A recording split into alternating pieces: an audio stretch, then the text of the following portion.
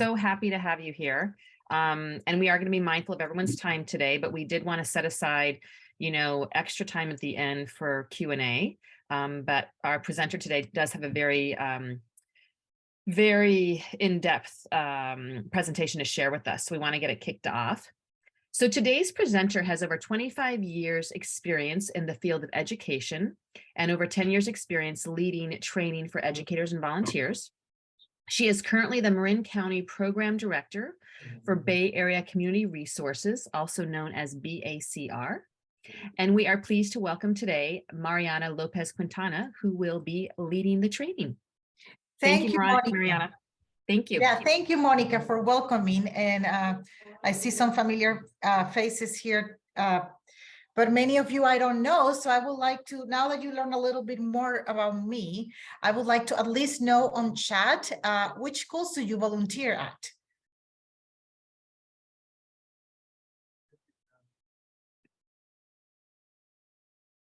And Monica, if you could read the chat for me, because when I'm presenting, you can, yeah, thank you. Yeah. Does everybody know how to, okay, so we've got a Coleman volunteer, San Jose Middle School, San Rafael High School, Terra Linda High School, Bahia Vista, also San Rafael and Terra Linda High Schools. Okay. So majority of San Rafael City Schools, minority in Nevada Unified. Okay, yes. Perfect.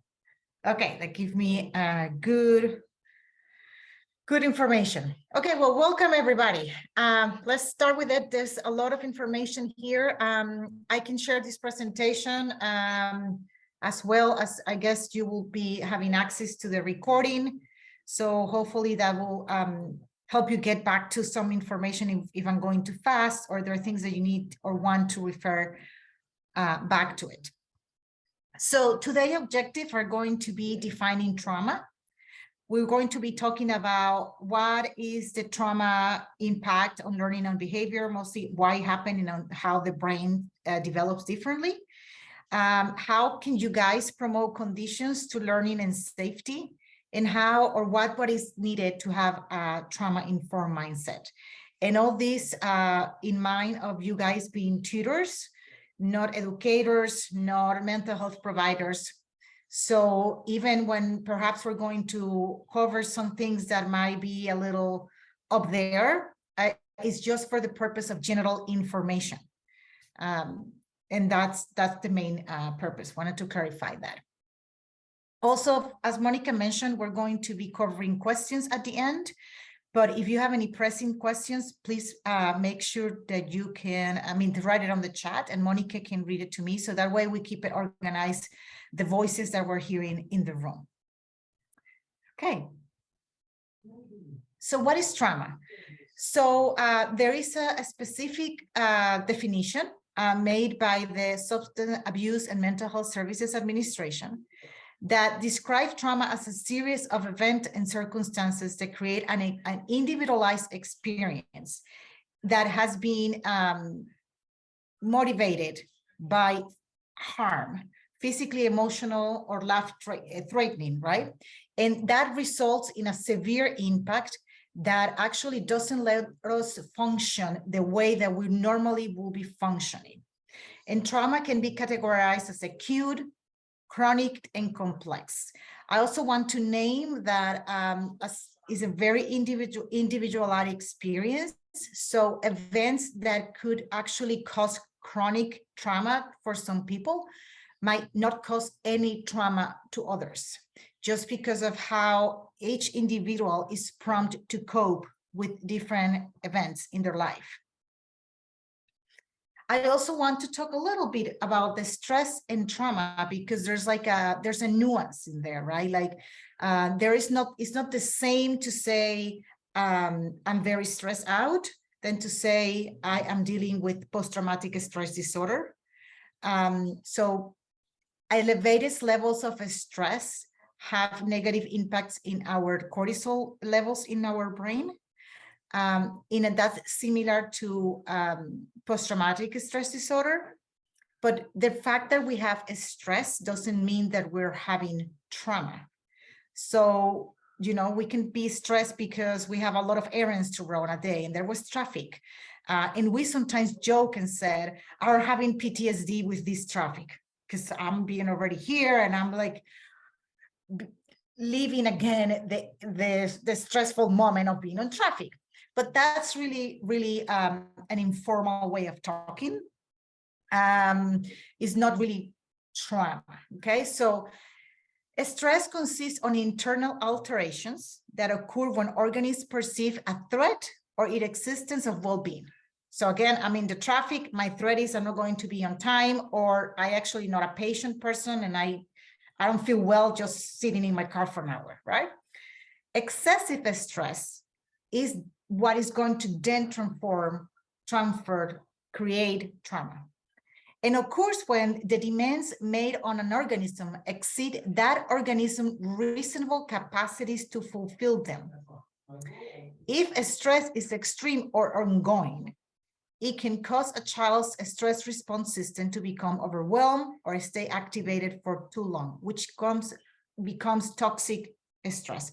This is not only for children, this also applies for adults. So for example, if we're working with a student that live in poverty, that might cause toxic trauma because the perpetual stress of not having enough food, of knowing my parents don't have a stable place to live, enough money to pay the rent, that can become on a constant stress, ongoing, that actually turns into toxic trauma. And then when they grew up, could also transform into a trigger. Not knowing what I'm going to expect can trigger how I feel, because that is my stress response to a situation that have made me feel insecure in this example. So to understand trauma, we need to know that traumatic experiences at a very young age can store in subconscious memories that can affect the individual for their entire life. So children who suffer from trauma need a caregiver who understands and is willing to learn about trauma. And I know I'm using the word caregiver, but I want you to look at that word in a more general sense and understand the responsibility that every adult has when it's touching the life of a child, because adverse trauma effects, only one of the biggest things we can do, and I don't want to say only, but one of the biggest things we can do actually is to provide positive experiences to children. So as tutors, right, it could be a smiling face. It could be a smiling face. It could be showing up every day at the same time, giving security to the child that you're going to be there every Wednesday at 3 p.m. to read a book and play a game. That is a positive experience that could mitigate the adversities, the effects of trauma in the brain. And we can respond to stress in 3 ways, right? Positive, we can tolerate it, or it can become toxic, as I mentioned before. And we know there's different areas in this world, things that could happen that can cause trauma. We know I would say there's a lot of research being conducted or being done in the last, I would say, probably 10 to 15 years around racial trauma. And here is called a historical trauma. And it's like, because our brain is primed to respond to also what we're hearing, like what are we biased against or from? So if we're growing up in a specific group, and it doesn't have to be specifically a race, but a specifically group that it has been historically marginalized, and that is going to create an effect on how the brain develops, and it could in certain cases become a traumatic experience. And again, this is very, very individual. So some students or some adults won't consider that trauma, while others will say, yes, this really negatively impacted my life and triggers me when I'm present in similar situations. So let's talk about the trauma impact. So children from all races and socioeconomic backgrounds experience and are impacted by trauma. Trauma is not exclusive to kids living in poverty, it's not exclusive to immigrants. trauma can happen to anyone at any given point. Research suggests that between half and 2/3 of all school children experience trauma. I will say the most common form of trauma that school children experience is bullying. And that's, you know, we have programs in place and what to try to take measurements, but still prevalent. And according to the 2008 National Survey of Children Exposures to Violence, 61% of children and adolescents aged 17 and younger have been exposed to violence in the past year.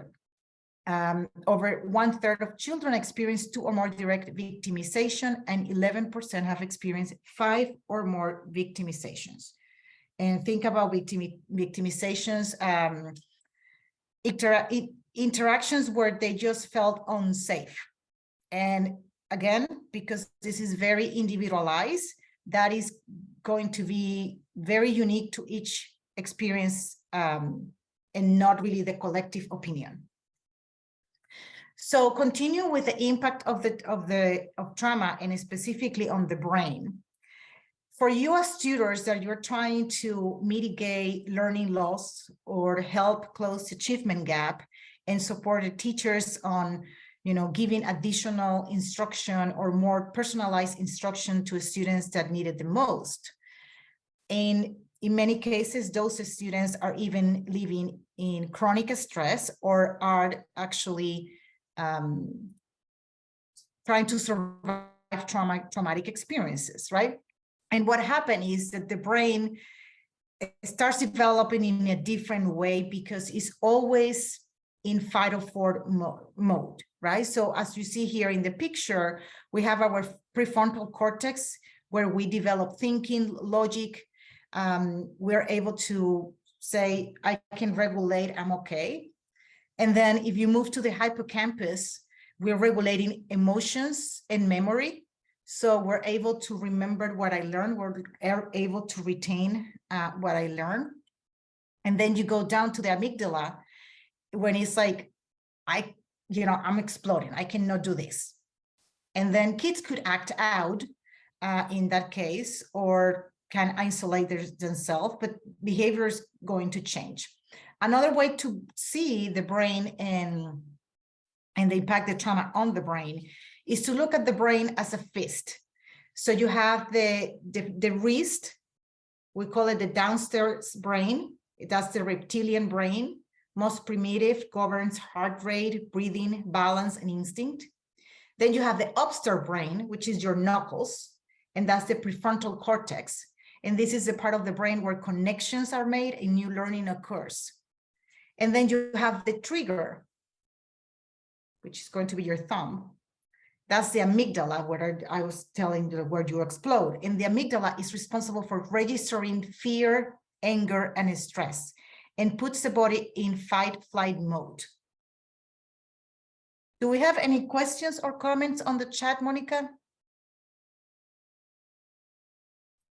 We do not. I think Okay. we're good. Okay. Thank you. Okay.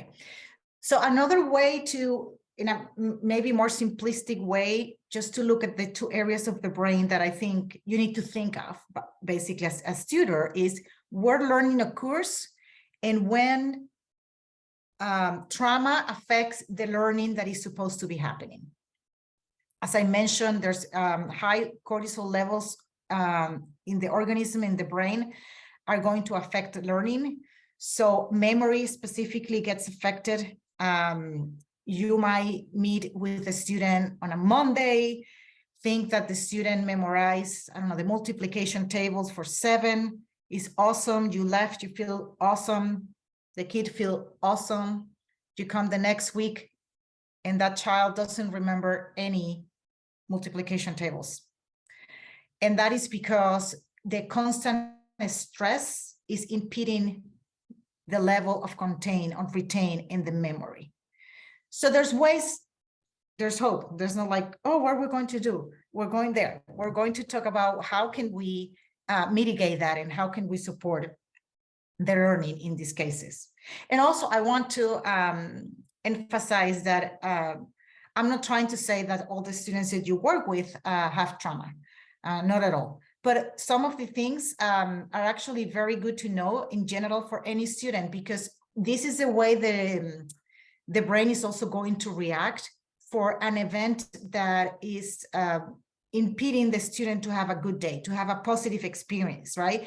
And we're going to talk later on a little bit more about self-regulation. But if, for example, you are meeting in a tutoring session with a student after recess, and that student didn't have enough time playing soccer, and he really wanted to play soccer, and he's coming in a very bad mood, and you're just trying to go direct in the tutoring session, that amygdala is going to get activated, right? And you want is to actually help the student calm down so learning and thinking can actually happen. And that's not necessarily because the student is having any traumatic effects in the brain, but just because of a negative experience immediate before the tutoring session. So how is trauma show up? How do we recognize these signs? How do you know, you will say, like, how can I notice that I'm not a clinician? You know, I'm just meeting the student maybe an hour a week, 2 hours a week. And also this list of signs that are going to present to you, not necessarily are a formula, right? That doesn't mean that, oh, this child is having this child is experiencing trauma. No, that is for a clinician to determine. Again, this presentation is just informative. It's not for us to make any recommendations or you know, label any child. So in young children, and young children is until 5-year-old, they can be irritable, startle easily or difficult to calm, frequent tantrums, clinginess, reluctant to explore the world. The activity levels could be higher or lower, repeating a traumatic events over and over through dramatic play. So they're going to like recount what happened. There might be playing with cars, there's an accident, right? That could be what they're doing. And also what they're talking about, what they're drawing about could be showing the signs of trauma. Moving to elementary age children, 6 to 12. So this is more like kindergarten through, I don't know, 6th grade. It's most noticeable that they have difficulty concentrating. They could be really quiet and withdrawal. It's hard for them to talk about their emotions, or they're always talking about bad feelings, scary things. Everything is like black. It's like a black world. They might have difficulty transitioning from activities because they feel insecure. You know, they were comfortable in one area, and the transitions are very triggering. That happens quite often when we are going off on a break, like the December break, the midwinter break, the spring break, summer, because for many students that are in the school system that are going through traumatic experiences or trying to survive trauma, a school becomes their safe harbor. So not having their safe harbor move a lot of emotions on them. They might be fighting, acting out, change school performance, many, you know, eating too much, eating too little. But again, these signs could also indicate many other things. So that's why we're not saying just because these signs show up, this child is having trauma. And then moving to adolescence, 13 to 18, for those of you in high school, they tend to be more expressive. Once they trust the person they're talking to, they tend to talk much more about what happened to them, and they can be very blunt. They also might be rebellious, right? They're angry, and they show that by not following the rules, because why? Who are you to tell me this? And you don't even know all that I'm being through. They might be tired all the time. Their brain is restless. And of course, they might participate in risky behaviors, and sometimes they just want to be alone. And of course, many times we look at adolescents having anxiety disorders or depression disorders, and there's an underlying trauma that has not been treated. Okay. So in terms of how it manifests, it could manifest different ways in the cognitive, interpersonal, behavioral, emotional level. I mentioned restless brain, and of course, if we're not resting properly, our intelligence, but I mean how it's perceived by the world, might be also impacted. They might get sick a lot, and we mentioned about the behaviors, how the behaviors can change, the risky behaviors, etc. Right? And sometimes we also see that they are not able to put their best in what they're doing. Many students that get diagnosed with PTSD, for example, the psychologists are able to see, their IQ or their intelligence level, the capability of this child is not commensurate with actually what their child is currently doing. So there's something else happening, and that's also can be the definition for a learning disability, of course, but what is the cause of the learning disability? Sometimes it's not a learning disability by itself, but it could be an underlying condition.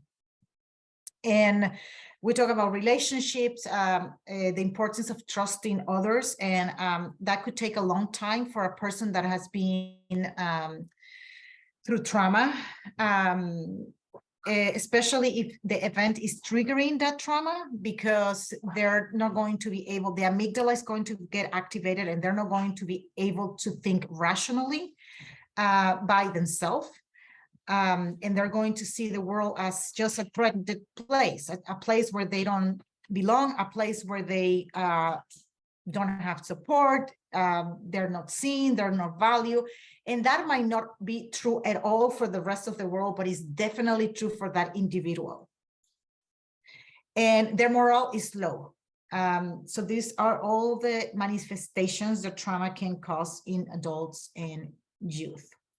So with that is heavy and could sound very negative, I want to focus and change gears a little bit about how do we promote learning, and how you as tutors can have some tools or techniques to, when you're meeting with the students that, again, not necessarily are exclusively going through traumatic experience or trying to survive trauma, but perhaps had a bad day, right?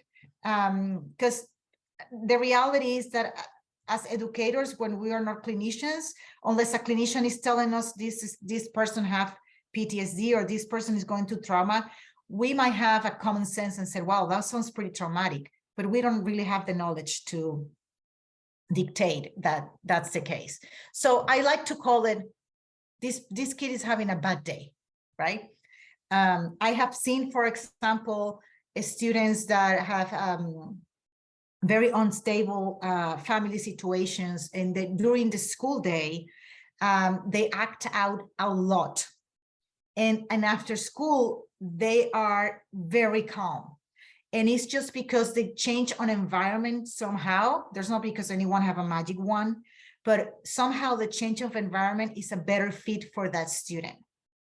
It could be as little as you have a staff person that speak the language of this children, and or it could be as little that in the class this kid attends, there's another kid, for example, if he's bullying, right? There's the kid gets bullied and the student is in the class all day, but he's not in the after school.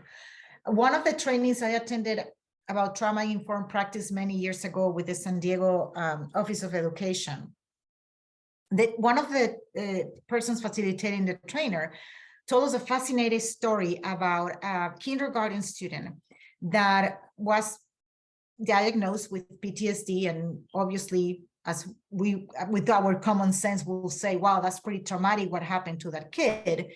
Was really difficult to guide through the day in the kindergarten class. Tantrums, throwing things, biting other kids, you name it. And school started in September. By December, this kid made tremendous improvements, was able to learn at his own pace, but able to learn and able to function in the dynamics of the classroom and following rules in the school. And then they came back from December, and the kid started acting out again. And the teacher thought that perhaps some things have changed at home, that something externally have changed. And she kept digging and digging what is changing. And she couldn't find anything that was changing in the life of this child. Until one day when she's getting ready to go to work, it clicks to her that she changed her perfume. And she said, well, okay, this is the only other thing that I can think of that changed in the life of this child, my perfume, the way I smell. So that day she didn't wear the perfume. And from then to the the end of the school year, this child behavior continued improvement. We don't know why, she doesn't know why, but the smell of that perfume was triggering the child, or at least it was the only aspect that she could find that actually when she changed again, it was a new perfume, and she changed again, turned the child to be in a more positive note. So the reason why I'm telling you this story is because we don't really know how we're triggered or how we're triggering other people, right? There might be times that actually not only for people that have trauma, but as I mentioned in the beginning, is stress and how certain things can trigger us. I'm always joke because I think that as I age, I try to recognize my triggers a little better. Like, oh, I definitely cannot deal with that because I'm able to recognize it. So imagine for a child that is developing and learning, recognizing triggers could be really, really difficult. So there are preventive strategies, okay, to support students that are having a bad day in not having that amygdala activated to higher levels, right? So the first one is provide a safe and protective environment. As a tutor, what you can do is just show up the day that you're going to show up on time, and always start your tutoring session by telling the student what are you going to be covering that day, so they know what to expect, and do not ever offer anything that is not going to be possible to realize. Relationship building, that's the number one. Talking, having time to talk to your student, but most importantly, be the best listener that you can be. And when I said the best listener is listen to the child with curiosity. Don't listen to the child to correct and to assume, but with curiosity. And always neutral tone of voice.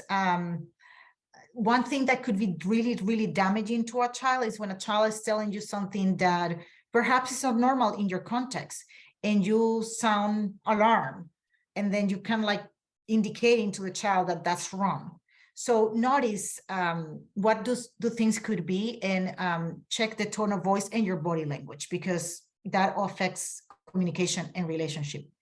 And the self-regulation, and I'm going to give you some tools for that, is to incorporate activities that are going to help a student self-regulate. And the importance of self-regulation is that when that amygdala gets activated and our organism is dealing with toxic trauma or toxic stress, and we cannot, those cortisol levels are high, and we cannot really regulate it. I mean, we're really not capable. It's like when we explode.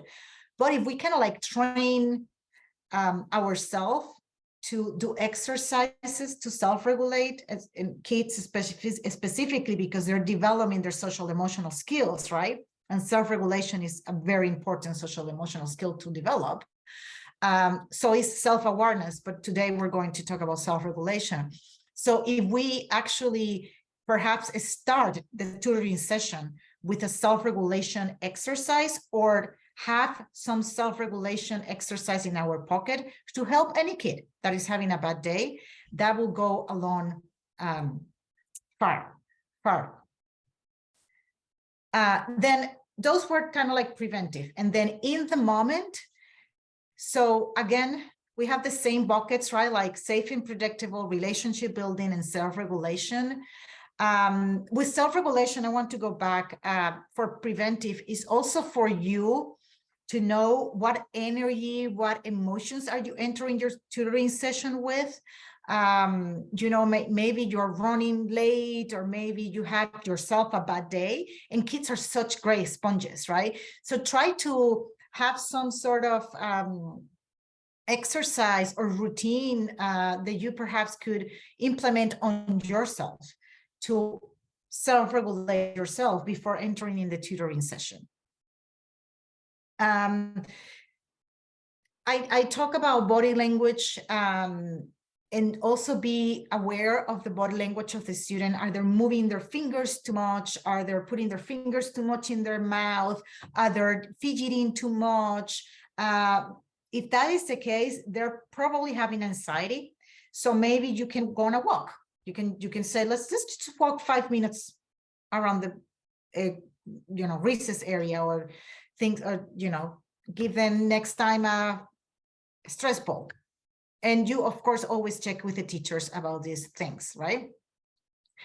To build relationship, you know, you might not have enough time to, like, you're not mentors, you're tutors. So there's a difference. You're not going just to go and talk to the kids and play board games, for example. So I may suggest that you perhaps bring us a project that maybe you agree upon with the teacher, and it takes just 5 minutes of your session to get to know the student better, and for the student to get to know you also.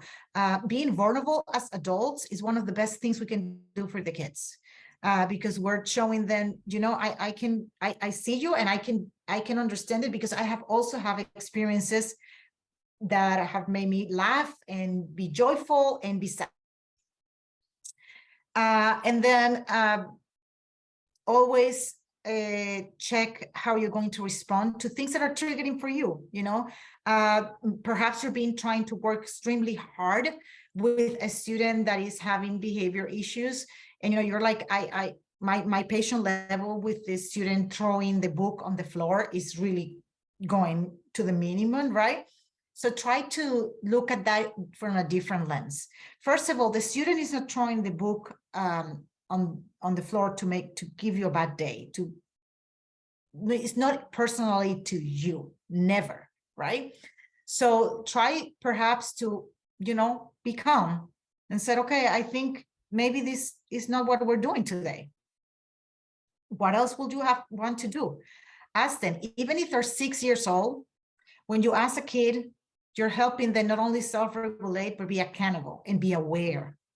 And if you're going to state the behavior that you want to see, and you always state the positive behavior that you're expecting. So instead of say, don't throw the book on the floor, you say, let's keep the book on the table. Always state it in a positive framework. Validating emotions is very important. You know, if a student is saying, I'm having a bad day, and your response is, how come you can be having a bad day? It's a beautiful day, it's sunny. I saw that you were playing on the playground and that you have a wonderful teacher. That is not validating. So validating will be, I'm sorry to hear that. Do you want to tell me more? You're having a bad day. Okay, so we don't have to fix their world. That's important. And that's part of assisting the student identifying a reasonable responses. You know, for example, if they're having a, you know, a tantrum, would you like to go for a walk? Would you like to go back to the classroom? I always like to have 3 options, and saying this what's happening right now we cannot have, but what about if we try other options? And then you give options, and none of the options you're giving the student likes. Well, what would you like to do? And of course, worst case scenario, you always ask for the teacher support.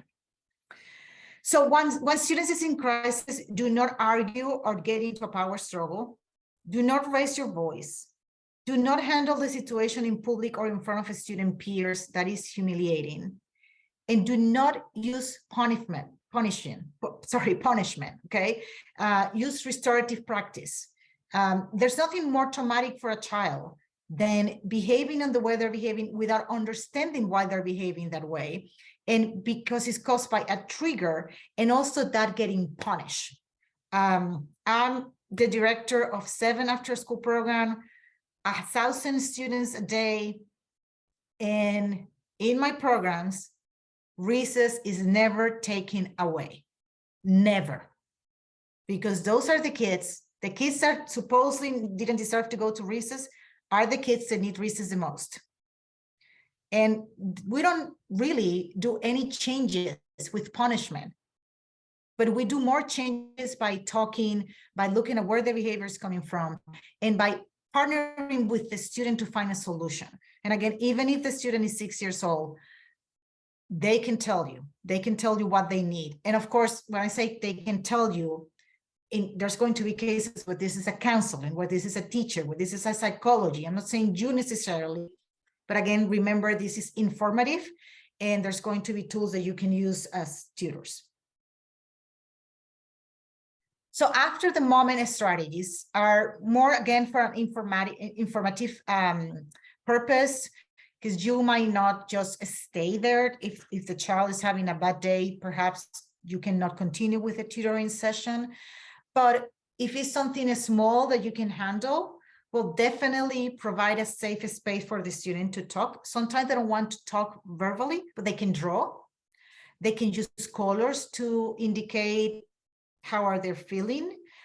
If you are working with a student that have a difficult time to express emotions, please talk to the teacher. I'm sure the teacher might have tools that you can use, like visual cues for the student. Many students don't have enough emotional vocabulary. So that's something you can also help them develop their emotional vocabulary.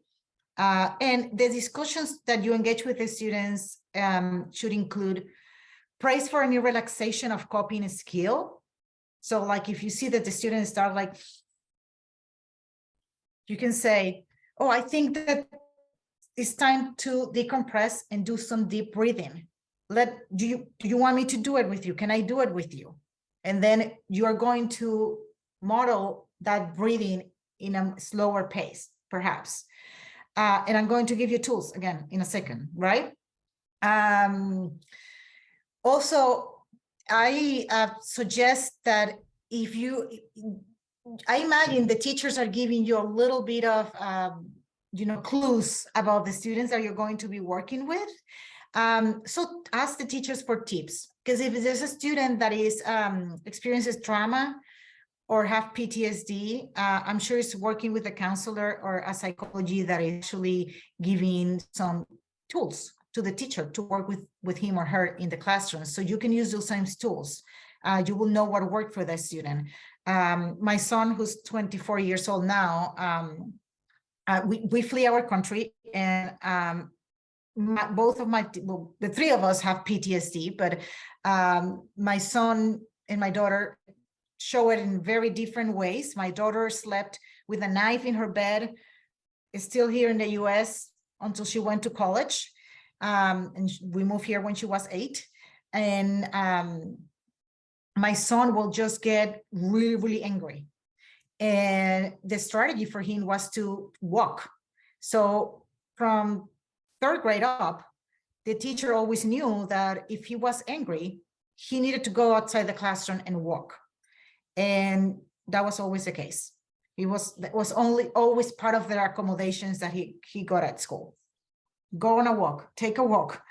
It's like a timeout, right? Like when we call it the relaxing corner, the calming corner, timeout is nothing else but a time to decompress, relax, and change the environment. Another thing that is good to do sometimes is different sensations. I don't think you will ever have to deal with this, again, because you are just meeting with kids for an hour, and I don't think teachers will assign students that need so much support. But also sometimes it's good for the students to like go and feel the air, like cold versus warm, or movement, okay? That will change how we sense our body. So with that in mind, I want to give you some self-regulation strategies. But before that, I want to see if anyone wants to comment on, have you seen any signs of trauma or manifestations of trauma on the students that you work with? And you can just popcorn style unmute yourself and share. I've worked with a student in middle school who some of the things that you described in your slide, such as being extremely overtired and eyes darting all around and not even able to look at a page, even though it's, 10 o'clock in the morning. That seems to me a sign.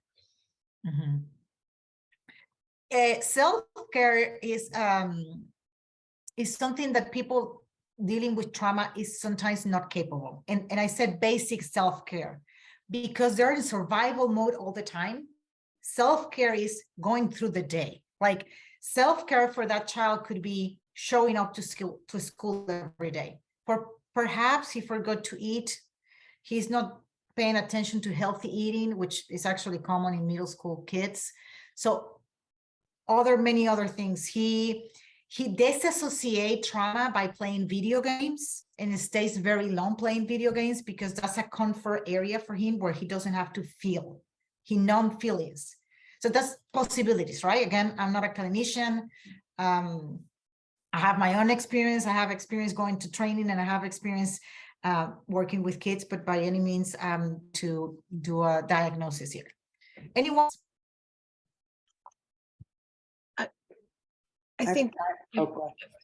this is Joy, and I've got a couple I've only been doing this for a little bit, but I have a couple students who have a hard time just even starting on the work. I mean, they just sit there and look at the page. And one of them really responds to just having me help him walk through the process. The other one just seems really afraid of doing anything. I think she's afraid of getting it wrong. Yeah, that it makes total sense. There's two things that I can see happening there, right? Transitions, transitions might not feel comfortable for some students. Being afraid to fail. Quite often, I have to say, I see these in after school all the time. Kids will come to the educators are working after school with their homework in their hands and said, I need help. And you said, okay, you need help with, what do you need help with? And they look at you like the homework. And just by reading the sentence that says, perhaps, I don't know, find the pattern, right? Just by reading that, that's all the student needs. It's like that validation of like, oh yeah, I understood it correctly. And this might not have to do anything with trauma, but with the messaging they're getting in society and the messaging they're getting at school. And it's sad, but we see it quite often. We see it quite often. English language learners feel very insecure. Kids are cruel, especially middle school, right? They make fun of themselves and laugh, and some kids, as I said, this is individual experience, so that could be a form of trauma. And immigration by itself, the experience of the immigration by itself is a form of trauma. I mean, living in the constant fear of my parents can get deported, or my sister is crossing the border, or I cross the border with my family, right? Or hearing things on the news that DACA is going to be suspended. And there's many adults that we have working on the field that have DACA, right? And they're fearing that they won't have authorization to work if the DACA program goes away. Just to give you a few examples, right? So there could be many things. And even when they're not necessarily trauma, all these tools I'm giving you today will be applicable. So one other thing that I wanted to add to the comment we just got is to work a little bit of growth mindset, and specifically telling kids that it's okay to make mistakes.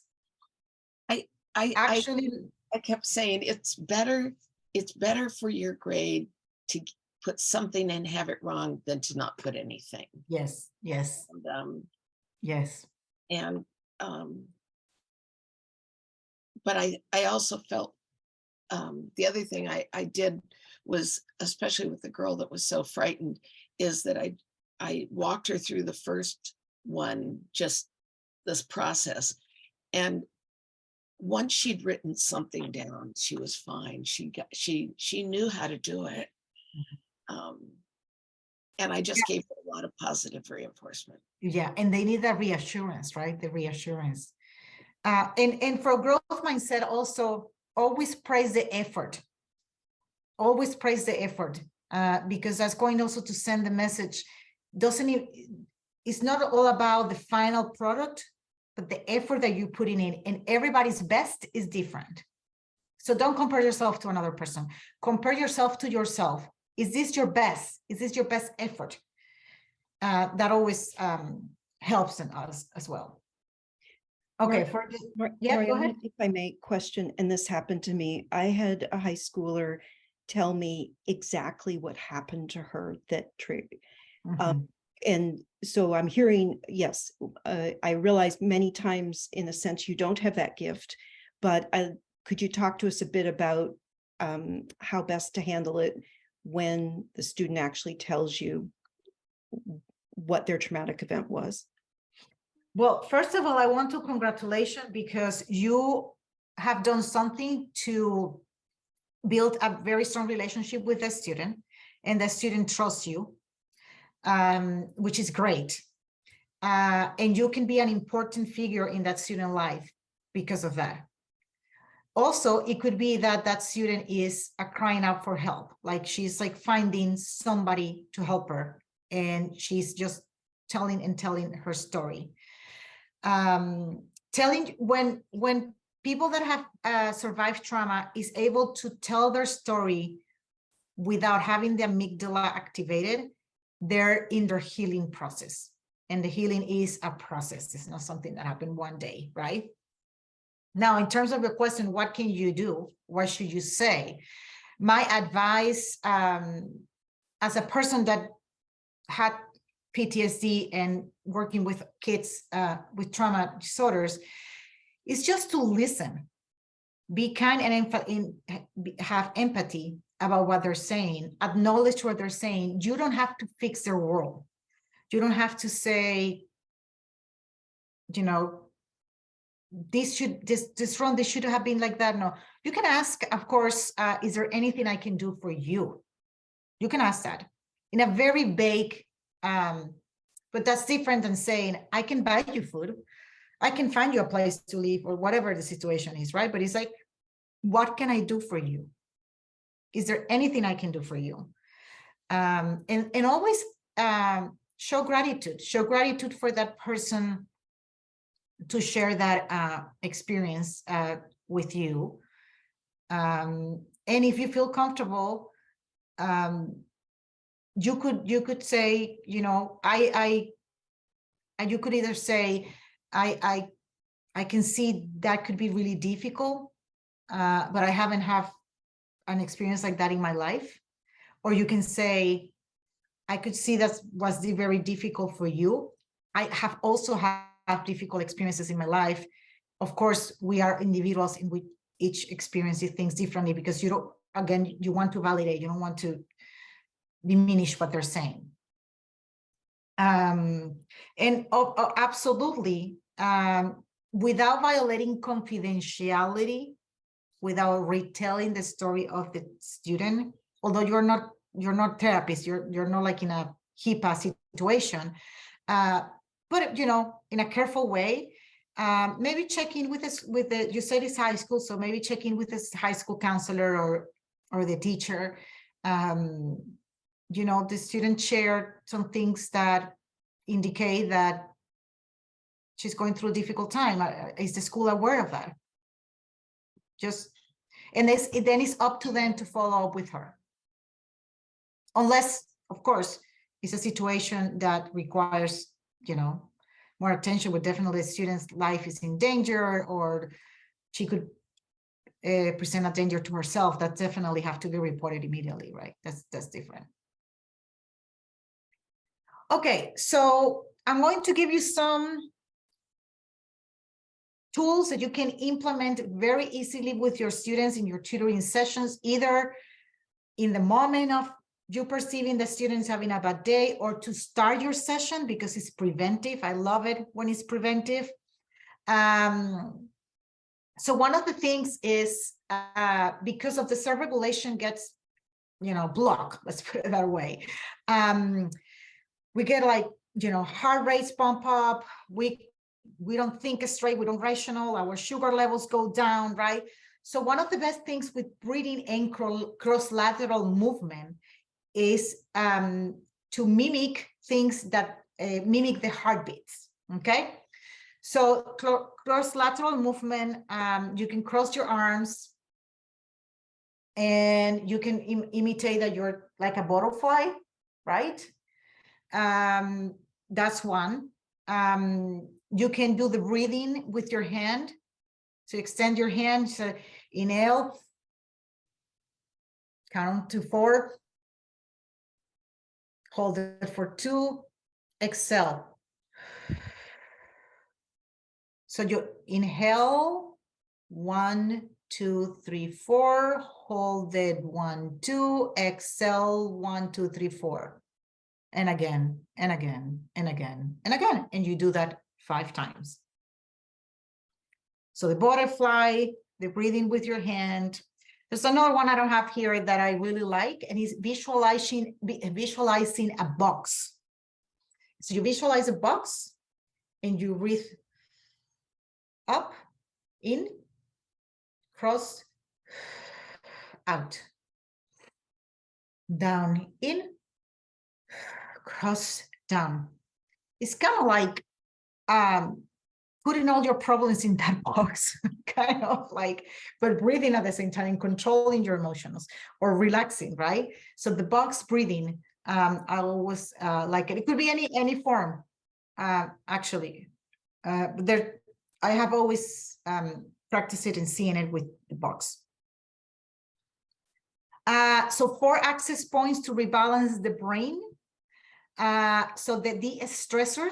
So you can have a student sit and grip the sides of the chair, like, they're grabbing down the chair and pull up with their hands. So they're pulling, right? They're grabbing and pulling with their bodies. And that's to release tension. And again, that's changing sensations in the body. And a parallel position, always as tutors, this is really a key tip that I'm going to give you. Avoid eye contact. It could be threatening. It could be indicate violence. It could indicate power over. So next to the student, side by side, is always better. Another self-regulation strategy to rebalance the brain is an isometric heartbeat. This exercise it activates isometric and the heartbeat, right? So it's a snap, clap, stomp, woohoo, then you said, okay? It could be like for a student that is having a hard time, or you create a routine that's how you start your session. It's kind of like having like your secret handshake, but you're having your secret self-regulation exercise.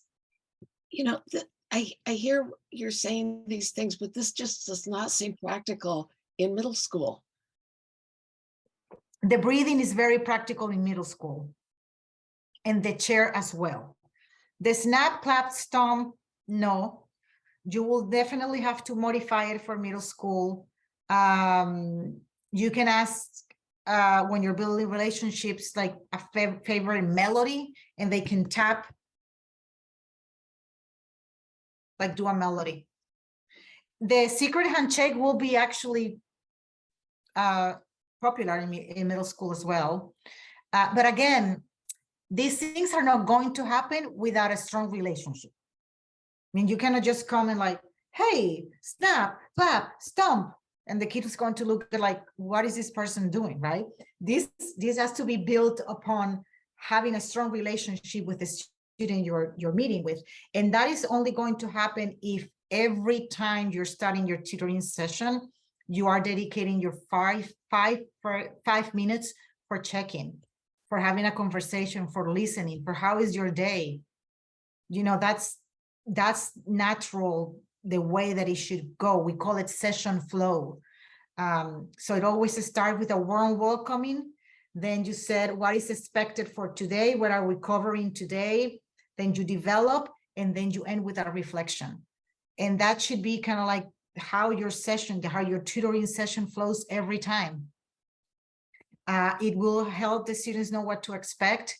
It built upon routine, which is great to help the students feel more secure. And this is for all ages. And then, as you know, your student, because there's going to be students that you're asking to breathe and close their eyes. They won't close their eyes. But you can ask them to put their right hand on their heart and feel their heartbeat. That's another one. Or here in her wrist, and feel it and breathe at the same speed. You can also try to do isometric heartbeat exercise with coloring, just the way they're doing it. And you say faster, slower, faster, slower, faster, slower. Now let's add breathing to it. So there's ways to do it. I shared with Monica links to resources that you will also have that you could look at later. Yes, and we'll share those out with the group. Yeah, great. And then, Thank you, Mariana. yes, of course. And then there's some tips here from a productive tutoring session from a school district in Boston, actually. And I adapted a little bit, but it's like, know what kind of behavior you look for, right? So there's no one size fits all, right? Again, because a student is acting out doesn't mean that there's having a traumatic experience or surviving trauma, but definitely you need tools to help the student have a better experience that day. Don't assume anything, you know, because we don't really know what the behavior is coming from. And for people that is meeting with kids for short period of time, that's going to be really difficult to know. So you can actually partner with the teacher to learn more about what works for the students. As I tell you about my son, for example, it might be a kid that needs to go on a walk. So common examples of trauma response that I think we covered a little earlier, like these are things that could show up on a child when it's meeting with you and when you're seeing it. Self-isolation, intense emotional reactions, lashing out, negative talk, no, I'm not good for this, I don't know this, suddenly shutting down, don't talk about me, I don't want to hear anything about chicken, could be, right, whatever, it could be whatever topic, we don't know, okay? So definitely avoid situations in which you assume a student behavior is coming from trauma. Just try to avoid them. And Monica, I imagine, are the tutors getting any feedback or any like snapshot from each student they're meeting with? You know, that's based on the relationship they have with the teacher. Any of the volunteers are welcome to speak to that. I think it's a individual basis if they are. Okay. Okay, they communicate and validate. We talk a little bit about that. So what do I do?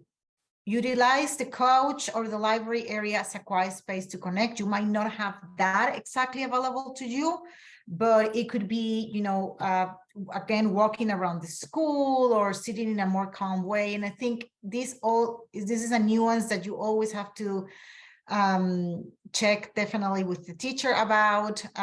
Definitely listen quietly but actively is something you can do whatever you have to work with the space. Let the students express themselves at their own pace. You know, it's okay. It's okay if you have 1 hour and that day the whole hour went over talking to students. It's okay, because I was going to help you to have a more productive tutoring session the next time you meet with the student. That student needed to talk that day. And learning is not going to happen if their mind is preoccupied in things that are causing stress for them. And again, give options and give a space to, calm down for a few minutes with exercise and so forth. And these are things you can say to start your session, right? How are you feeling right now? What do you think could be making you feel like this? What do you normally do when you're feeling like this? What do you mean by, how can I help you right now? The help question has to be really broad, again, because we don't want to first promise things we cannot give, and also assume that they need certain things. We don't know that. And the tip number 3 is, again, back to the options. I always like to give like 3 options, 4 options that students can choose from. These help students be accountable. These help students to develop self-awareness, because they are going to be aware, okay, this is not working, and what I'm going to do to make it work. They move into the self-regulation piece. So you can ask the students to take a break from the work they were doing, get some water or a snack, if that's allowed at the school, draw, read, or write to express their feelings, and speak with trusted teacher or other adults. You can be the trusted person, actually. That could happen very common because they're having a different kind of relationship with the tutor than they're having with the teacher. The tutor is dedicating one-on-one time. The teacher doesn't have the luxury most of the time, right? So you might be creating a stronger bond with the students than the teacher might in some cases. Let's see, anything else? Any questions or concerns, ideas that you have about these tips?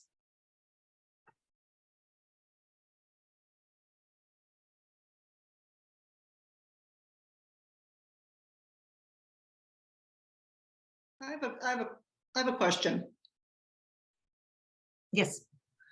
So I am doing literacy tutoring with 4 English learners, 4th graders, 4th and 5th graders. And I only have each of them for 15 minutes at a time. That's the way that the teachers set it up. Mm-hmm. And so in terms of being able to set up a relationship, it's very hard, 15-minute segments. Yeah. So, and these, they're English learners, obviously have experienced trauma in their lives and their migration. I don't know what ongoing trauma they're experiencing. Is this setup even helpful in terms of tutoring? Well, I don't know what the goal of the teacher is, so I couldn't speak really to that. I mean, the teacher might have a routine for these students. She needs additional support for someone else to practice with them. And 15 minutes is all that routine requires. But if I could decide on this, I will at least ask the teacher for one day that I could perhaps meet for 30 minutes with 2 of the kids at a time, 30 minutes each, and not do any learning, but just get to know them, do something to build community, because it sounds very transactional. Mm-hmm. But again, I don't know what the goal of this is. Could be a very specific routine. These kids are practicing this for 15 minutes every day. I don't know. Yeah, they're practicing reading whatever it is that they want to read. Okay. So why you don't suggest a teacher working with 2 kids at a time for 30 minutes? That could be more productive, especially if it's just general literacy. It's not like you're practicing phonics or a specific thing. But again, I don't know the situation, and I don't want to speak for the teachers. So that should be something that if you're concerned, I will encourage you to talk to the teacher. Okay, thank you. Okay, so to have a trauma-informed mindset, what we have to do is to accept the different people coming to a school setting with incredible varied life experiences. We're not going to know them. We just have to be aware that everybody has different experiences, and those experiences are going to impact them individualistic. How an experience impact me is not the same way that experience impact my sister, right? Or my neighbor. Some of those life experiences might be traumatic, some might not. Trauma can be displayed in a number of ways. These are things that we have to like check on and remember ourselves, right? Positive experiences help mitigate childhood adverse traumatic ones. If you're interested in learning more childhood adverse experiences, there's a lot. I mean, you just Google that, childhood adverse experiences, general surgeon, California, and you're going to find a lot of resources. There being, I would say, I don't know if it was maybe 20 years ago, in Bayview Point here in San Francisco with a pediatric clinic, and they started doing all this screening for the childhood adverse experiences, and kind of like creating a point system to measure that. And, you know, they found it wasn't mostly people of color that was having so much trauma when then they extended this study to a broader population. It was really interesting, but you can read about it online, and I think it's a fascinating research. And the state of California, especially with pediatricians, is putting a lot of emphasis on being informed about measuring the adverse experiences that childs are having, because it's going to impact their learning, it's going to impact their development, it's going to impact their adulthood. Then make it less about the right or the wrong thing, and more about where the behavior is coming from, why this is happening. So move from judging a behavior, from wanting to correct the behavior right away with punishment, to correcting the behavior in a restorative way. Being inquisitive about why this is happening. And the child, depending on the age, or even depending on the level of the trauma or the level of the stress of the problem, you know, when you are in the middle of the problem, you're not able to see the solution as clear as people that are seeing it from the outside. So think about the type of questions that you could ask an individual, a student, to find out what those solutions can be. And it's going to come along better when those solutions are in partnership with the students instead of dictating to the student. We don't get to decide how people feels. So by helping them realize what's happening and being aware of their feelings, we're also helping them to change how they're feeling or how they can manage situations in the future. And this is all I have for you today. And if there's any more questions or comments, we can, I guess, go popcorn style.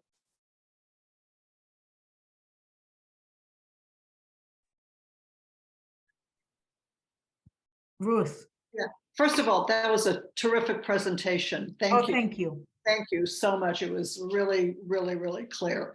So I'm going to get back to my four little guys who are really, really sweet. I mean, I'm not actually seeing any behavioral issues. I've got one kid who's a little bit more Uchi than the rest, but it's okay. He's still reading while he's being Uchi. It's not an issue. But I guess my question is, given the extensive trauma that I'm assuming they've experienced, being, you know, English language learners and immigrants, I guess one of the questions I have is about, you raised about concentration. So I'm not saying behavioral issues, but one of the things that you identified was that concentration is an issue. Mm-hmm. So is there anything that we as a tutor, that I as a tutor can do about that other than creating a safe learning environment? I think that's all you can do. Okay. You can, if you want to go beyond your tutoring session, you could also create tools for the students to take home and practice. And then the student knows that when they're coming back to you, there's a follow through, that you're going to check on that tool, that if they're using it, right? I really get like crazy about when kids are taking a quiz and they don't get to review with the teacher what they had wrong, or when they're doing homework, but the homework doesn't get corrected. The homework doesn't go back to them, said, with a note from the teacher. Right. So that could be something you could do. But I don't know if, that's doable for you or for Yeah. partnering with the teacher. But I mean, the fact that you're showing up, that you're there every day, as you said, that you're providing a positive experience is a lot. It's a lot for these kids. You will surprise, you never know how you change the life of a child. And sometimes you find a kid, 10 years later, and they're like, oh, I remember you helped me read. And you're like, oh, yes, And of course, that makes a difference. It's so rewarding. It's not exactly why we do it, but just by showing up and helping, then you're doing tremendously. Yeah. Well, they're very actually excited to see me. They've, if the teacher said, no, you're not going to go today, the next time they want to be sure that they come in to see me. So it's very rewarding from my perspective. And they're just delightful kids who. Yeah, it's really, very sweet. It's very sweet to see how excited kids get to work with tutors. They feel so special. Like, I have a special person coming to work with me. I feel important. Right. Very sweet. Thank you. Of course. Any other comments or questions? I just want to echo what Ruth said, that this was such important information. I just feel like every single, tutor should get this, because we all see this, and it just was so practical. Like, I learned things about, how to deal with, like, very specific and concrete. And so I just want to thank you, because it was really comprehensive. And I think a volunteer at any stage of working with students can benefit from this information. So thank you. Oh, thank you, Lisa. And again, I sent Monica the resources that she's going to be sharing with all of you. There's some links to the Hannah Institute, to the Grady Good Science Center at UC Berkeley, Learning Justice, and Brené Brown. Those are very good resources for you to have and read about. Yeah. Mariana, thank you so much. I just a few of our volunteers had to hop off because they had to get into school to do tutoring. Yeah. So I mean, that's what happens, but I'm so glad we were able to record this. I did get the links, which we will be sharing out. But I